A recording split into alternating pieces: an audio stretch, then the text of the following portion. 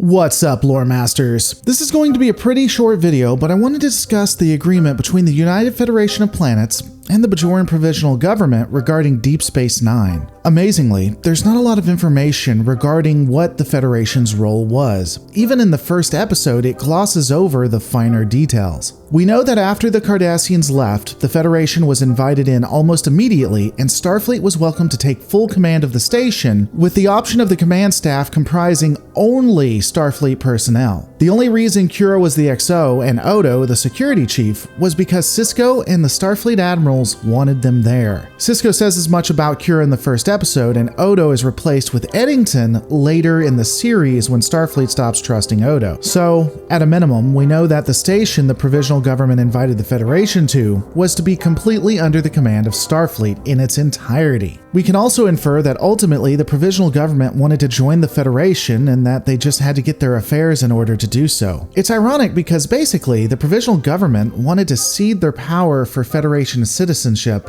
almost immediately.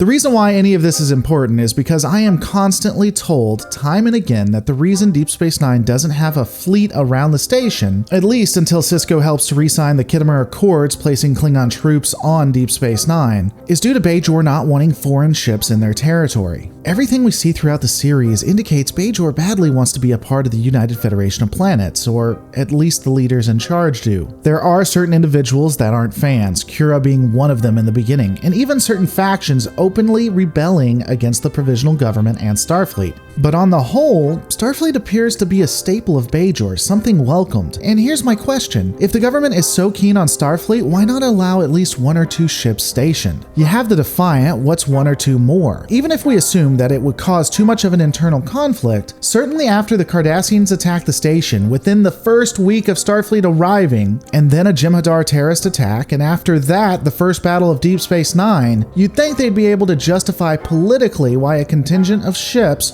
should be near.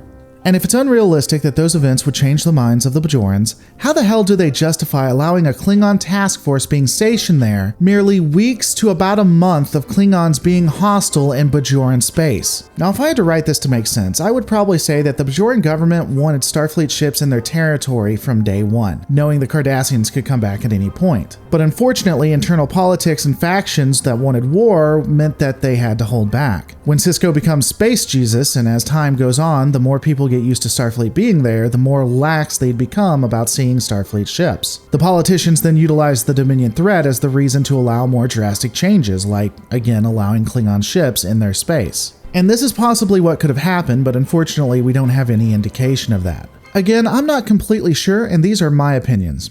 What are yours? Let me know in the comments below.